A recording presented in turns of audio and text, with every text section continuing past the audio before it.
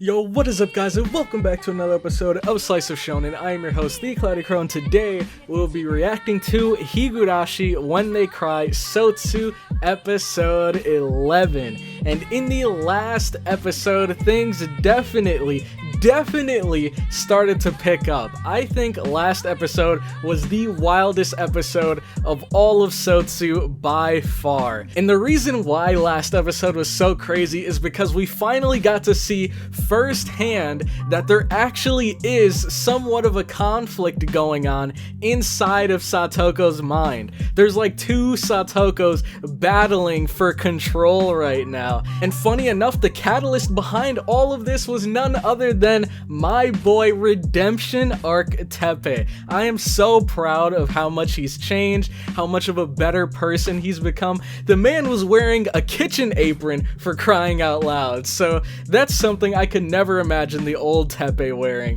And now we see him like cooking meals for Satoko, going so far out of his way to try to help Satoko and just try to be there for her. And that at first, Satoko, she kind of tried to ignore it, tried to brush it off. But as we got further into Tatari Akashi, we got to see that this really started to resonate with Satoko. Well, it resonated with one of the Satokos, and the Satoko that it resonated with was the Satoko from way back during all of the Takano mess, when Rika was looping a million times trying to figure out and solve the case in the OG Higurashi. But now it seems like a new Satoko has come into play ever since Satoko kind of made that deal with Aowa-san, and Aowa-san gave her her powers. Now we have Dark Lord Satoko versus OG Satoko. And here at this current step in Dark Lord Satoko's plan, she wants to kill Teppei because we know that right now Detective Delicious, he's been injected and he's trying to go so far out of his way to kind of turn the village against Teppei so that he can catch the killer, because he believes that there's someone inside of the village that's either cursed by Oyashiro, or basically they're just responsible for going around killing people on the Watanagashi festival. So he's kind of trying to bait the villagers so that he can catch the culprit firsthand. But if Satoko, or Dark Lord Satoko, kills Teppei regardless, then that would kind of push Detective Delicious over the edge, and that might lead to the undesirable outcome where Detective Delicious goes around, whips out his gun, and just takes down everyone. But before Dark Lord Satoko could kill him, the other Satoko kind of pushed her hand away, and they were fighting over control. We could see one eye was red, the other eye was purple. These Satokos were duking it out. They even went to like the time-space realm where Aowa-san resides, and then once we got there, we had a ton of knowledge bombs dropped on us.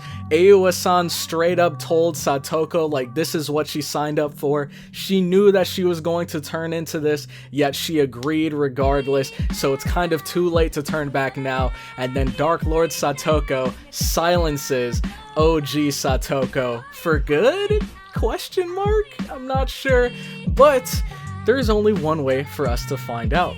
If you guys are excited for the episode, make sure to leave a like. It'll help me and the video out so much more than you might think. So if you could take the time to do that real quick, I would very much appreciate it. And also consider subscribing to the channel for more weekly Higurashi SOTSU reactions. And with that all out of the way, let's get right into this episode. Alright, so here I have episode 11 pulled up right now, and whenever you guys are ready, we'll be starting this episode in 3, 2, 1, go. Wow, that is loud. I had my volume on maximum overdrive right there. Oh, yep, I forgot to mention this. Dark Lord Satoko, after silencing the other Satoko, continued with her plan to kill Teppei. Brutally, as we can see right here, there was blood everywhere. Now the question is, what really happened to KEIICHI? Because as we can see, Teppei's dead. He wasn't the one that attacked KEIICHI. So who the heck was it?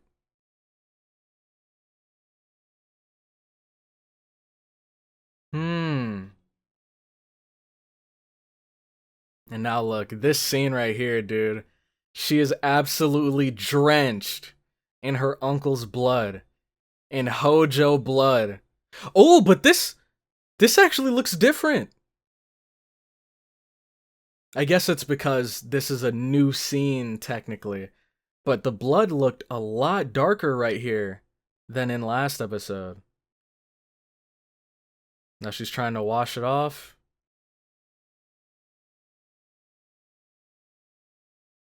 And this is like corrupted Satoko right here. There is no more good girl Satoko here. So I wonder.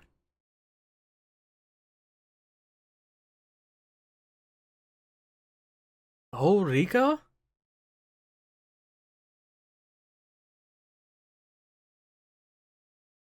An unexpected visitor. Oh, she knows it's Rika already!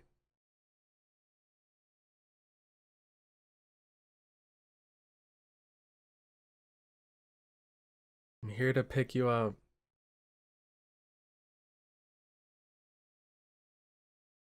Meanwhile, her house probably smells terrible. Oh, you're gonna need a lot of cleaning up to do. Okay, I'm glad we're getting to the opening because there's a couple things I want to mention. Number one, I'm glad, well, I don't know. I'm kind of glad, but also kind of not glad at the fact that it didn't seem like Teppei's death was too gory. Like, there's a ton of blood all over the place, but if you remember back in Go, oh man, I think it happened in the next arc, or like after Tatari Akashi, when Rika is just getting tormented back to back, and we see people getting their heads bashed in with bats, their eyes are popping out, a ton of really gruesome imagery. And a part of me is kind of glad we didn't see this here, but another part of me is also thinking, like, did we not see it because they're planning on censoring SOTSU a bit more? I'm not sure. I guess we'll just have to watch more and see. But another thing I was wondering is, Rika? No. When Satoko, or Dark Lord Satoko, achieves her goal of convincing Rika to stay, then what is she gonna do? Because it seems like that's her number one goal, but once she reaches that goal, then what? What's she gonna do with all that chaotic energy?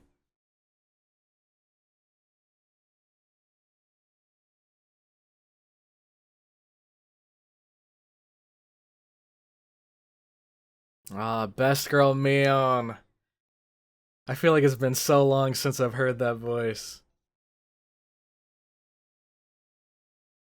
Oh god, cute Rena here.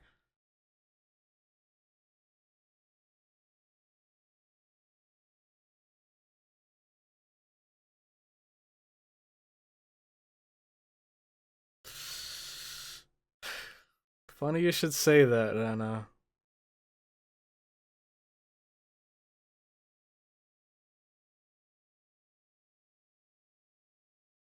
Six demon battle royale. I don't think we've ever had one of those before. We've only had the 5 demon.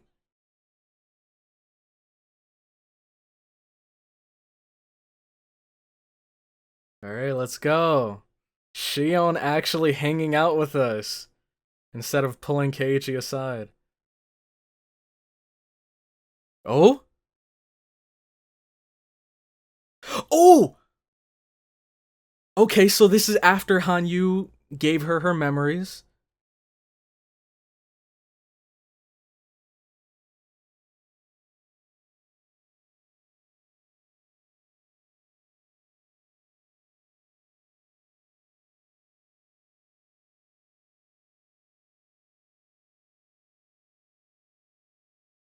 Here we go again with the ritual. Or I guess ceremonial dance.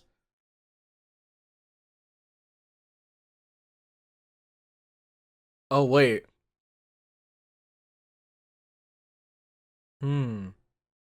So soon, Satoko should be pulling KEIICHI aside, right?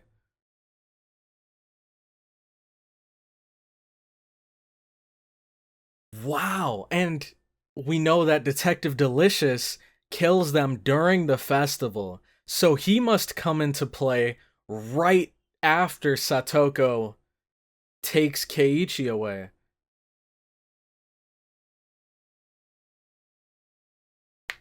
Interesting. I wonder if he stumbles into Teppei's body.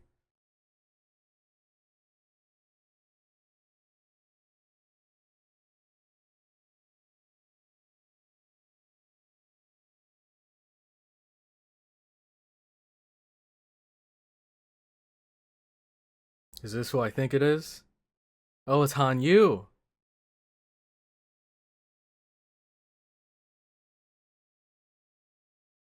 Now, one thing that kind of stood out to me was the fact that the little like temple behind Hanyu, it was upside down.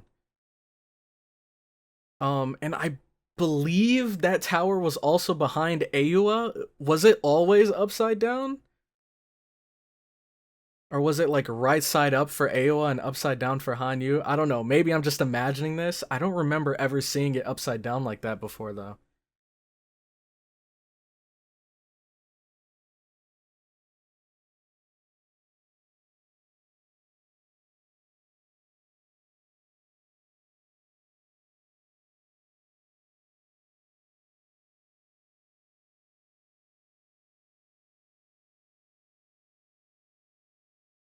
Nini.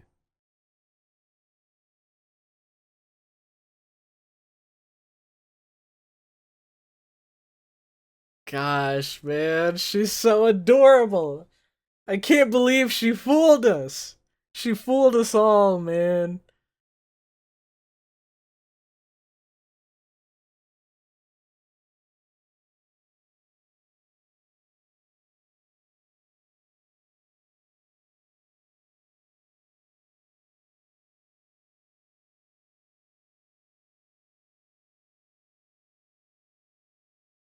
Gosh, the way she says Nini is so freaking cute, man. But things are about to get real not cute right now. Oh, and this is Detective Delicious right outside Satoko's house, right? Is he waiting for the person to strike? And look, he's getting restless, man.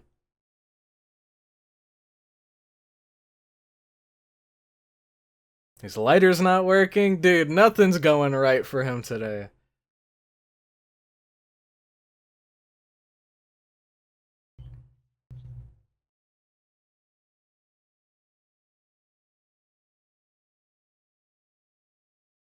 Hmm. Oh, snap! So was it Delicious that killed him? Oh, wait, I remember. There's a scene where Delicious is dragging the bat, isn't he? So maybe he's dragging the bat after just having killed KEIICHI, and that's when he goes to the festival?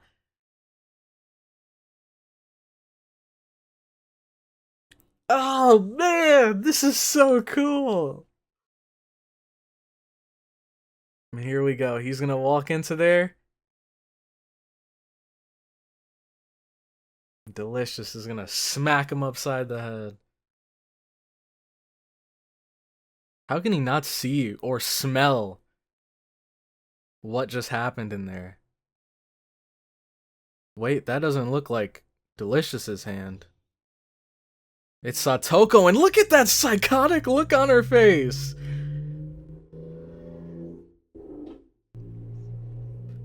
Dude, this is so weird!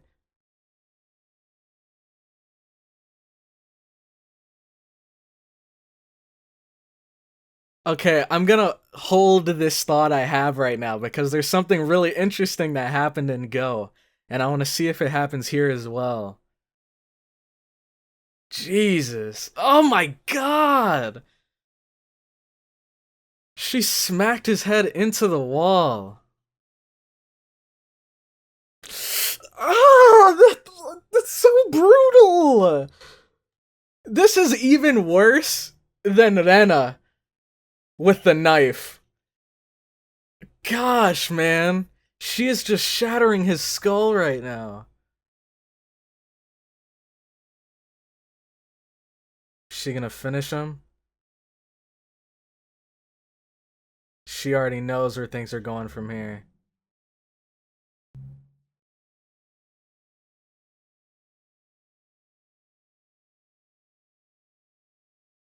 Look at that. Look at that. She knew the exact cue.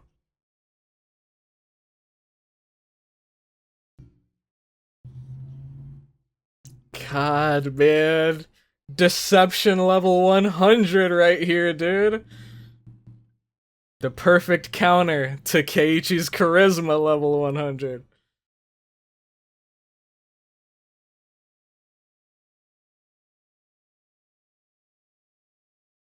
Here comes the red eyes.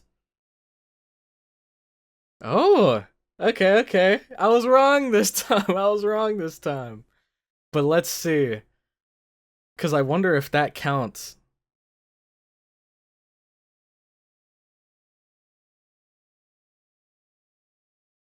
Now this is interesting. So my guess is he thinks KEIICHI killed him.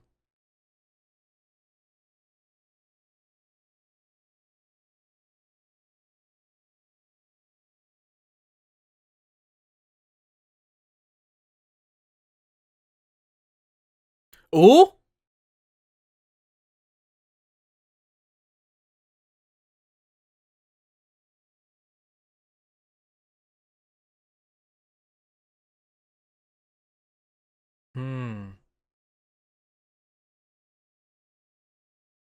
That's weird.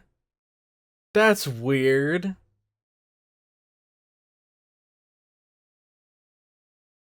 I know Detective Delicious isn't in the, like, sane mindset right now.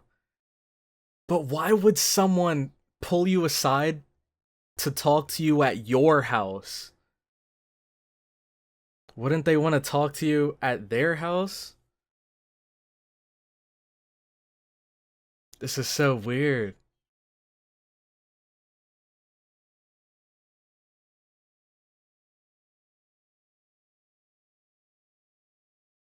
And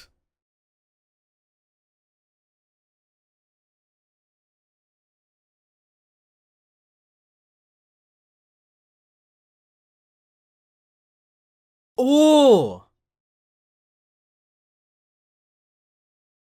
so this is the scene that we saw in Go. But did that happen in another timeline? And Rika, like, tried to recreate that scenario?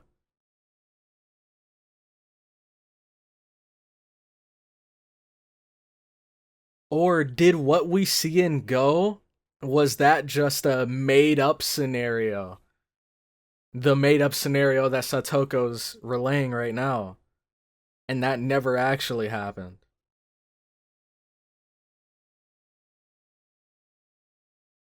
And look, Delicious thinks he cracked the case.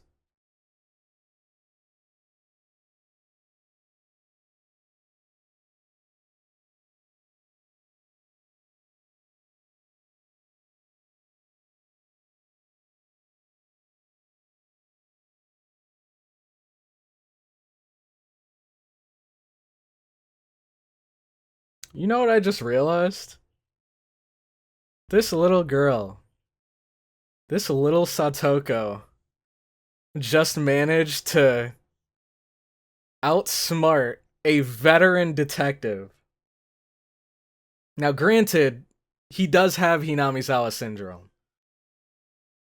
So you could use that as Detective Delicious's defense, but she still got him. And she got him good, too. I think the craziest thing is she fooled him so much that he thinks he knows exactly what's going on.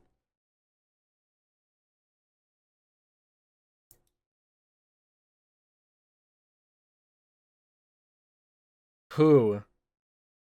What's the name? Don't you dare.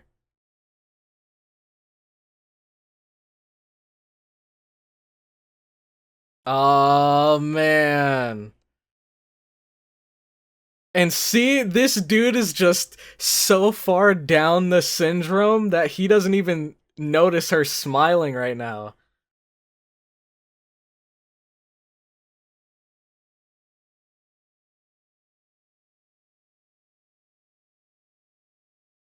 Look at that. Hey, man, he can run pretty fast for a middle-aged man.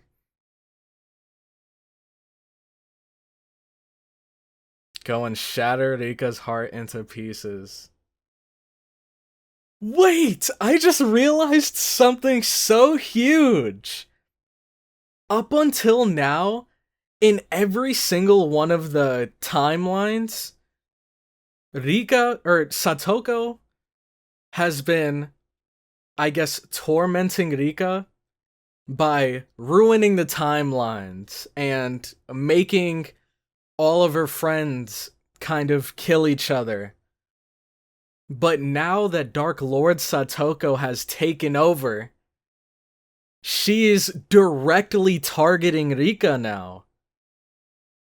And in all the future timelines we saw, like when the mayor took her to the boat, all of those guys specifically targeted Rika.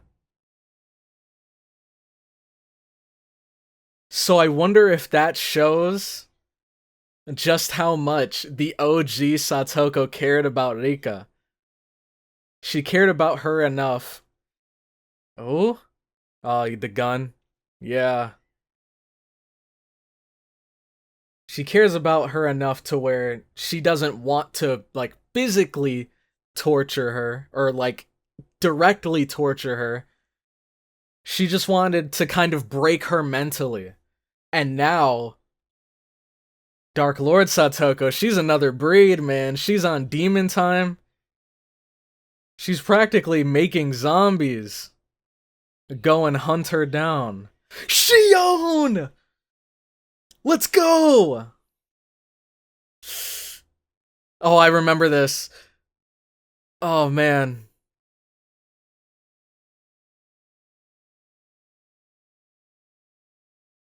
Dude.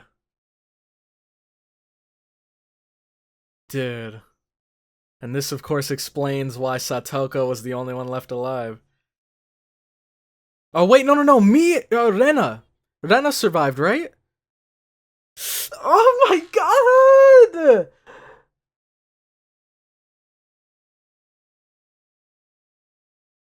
Jesus Christ, man. And look at this.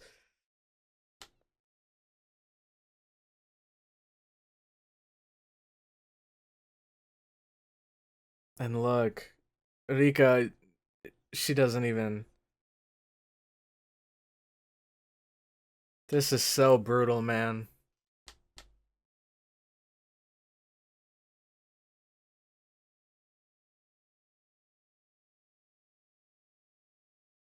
Oh, man, do I have some... Oh, we're getting to it. Oh my god! Why are they showing her head, like, sinking in? Ah...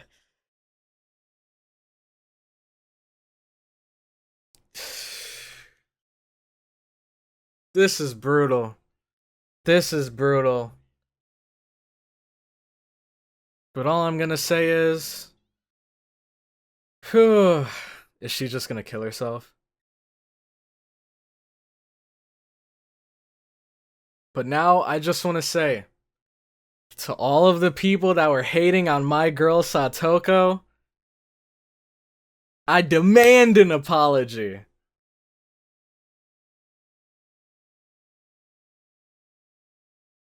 Look at that. Immediately shut him down.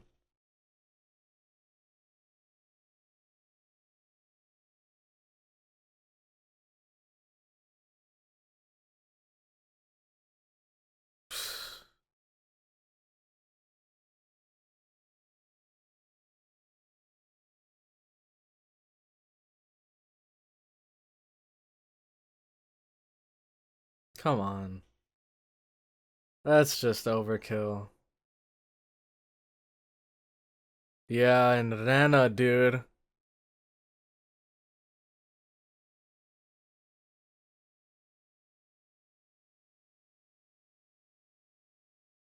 Dude, this is so crazy.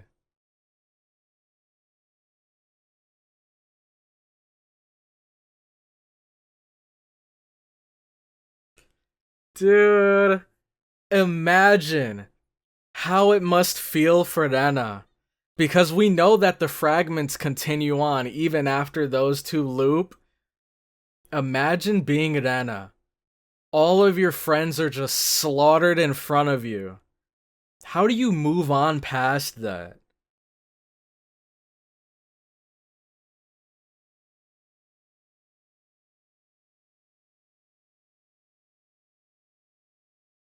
Wow. So I think that right there just showed that Hanyu isn't nearly as powerful as Ayua.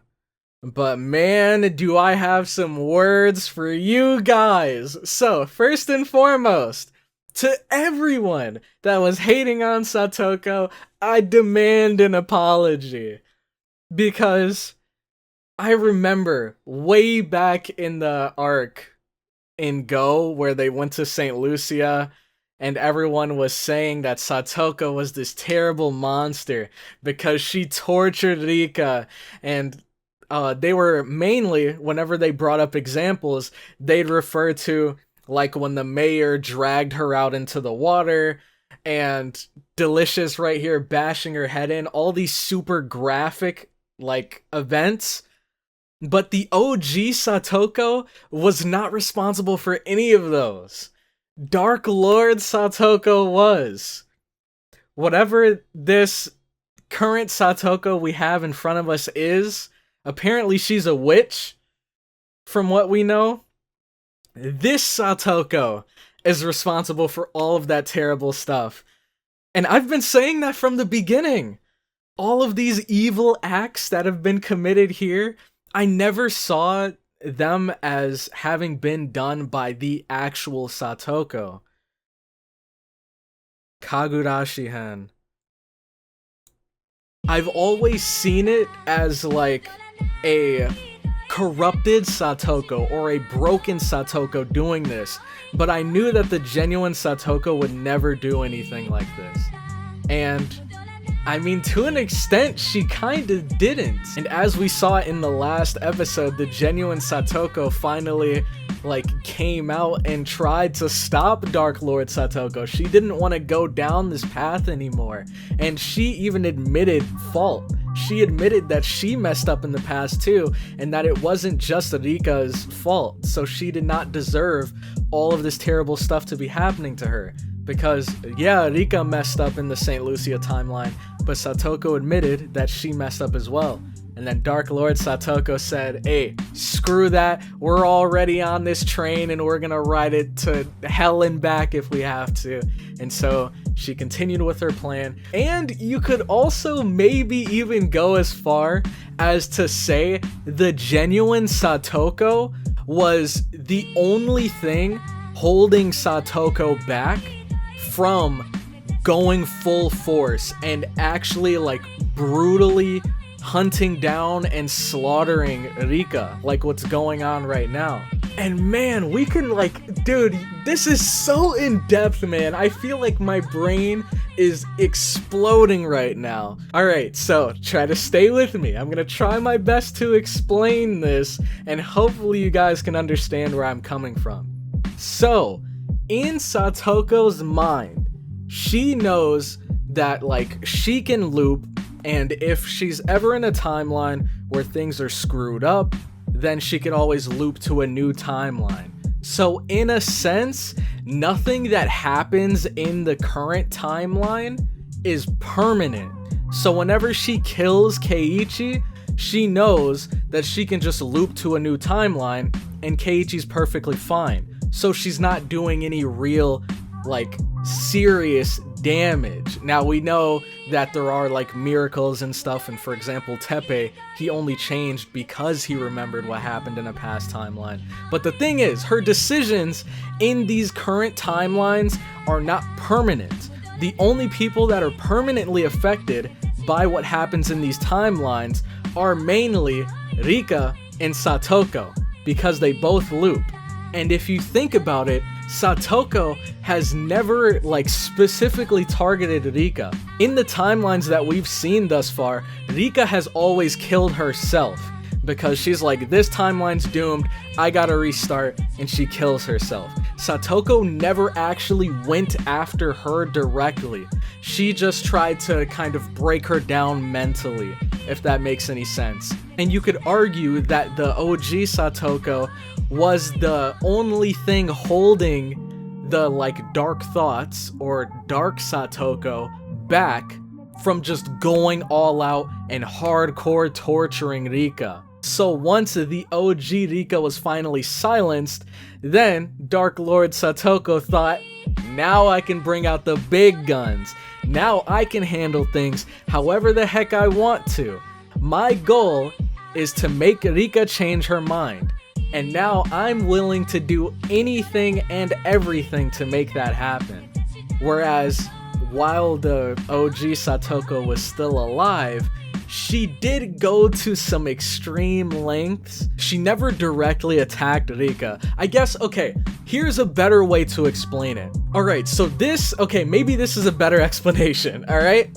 So I think OG Satoko's goal was to, of course, change Rika's mind and make her stay in Hinamizawa, but she wanted Rika to make that decision herself. She's going to tear down every timeline that she can in order to, I guess, break Rika mentally until she would say, alright, I'm just sticking in Hinamizawa. If that's what it takes, then that's what I'm gonna do.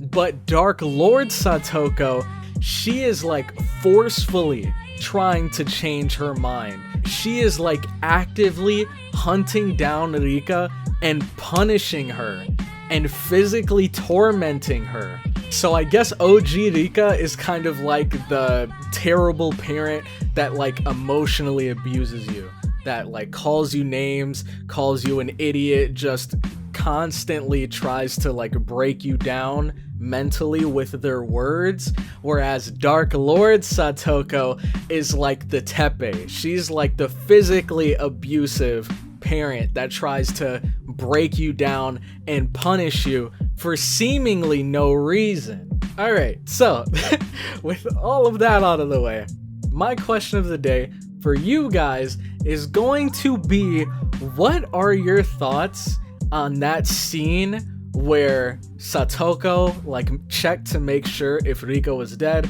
then she killed herself, and then we saw RENA just like completely like shattered. Her reality has collapsed in front of her. How do you feel about RENA's situation? That RENA's situation, because we know the fragments continue on even after they loop. So RENA is now stuck in a situation where all of her friends are killed, everyone that she cares about, except, you know, her father, all of them are killed. She's the only one left. She just experienced this extremely like traumatic scenario. She saw one of her friends turn on another one of her friends. Like, how do you think that impacted her mentally? Because I can't even begin to imagine how messed up she must be right now. I cannot ever imagine her being able to go back to a normal life after that. I just can't. But let me know what you guys think in the comments section. This was an intense episode. It was heavy, it was crazy, but I enjoyed it. This is what Higurashi's all about. I'm sure this is what many of us have been waiting to see out of SOTSU. So I'm really looking forward to hearing you guys' thoughts in the comments section. But anyways, with that, I'm going to end the episode here. Thank you all so much for watching this far into the video. If you did, make sure to leave a like if you enjoyed, comment your thoughts on the episode down below, and subscribe for more Slice Shonen content. And with that, I'm going to head out, so I'll catch you all in the next one. Have a good one.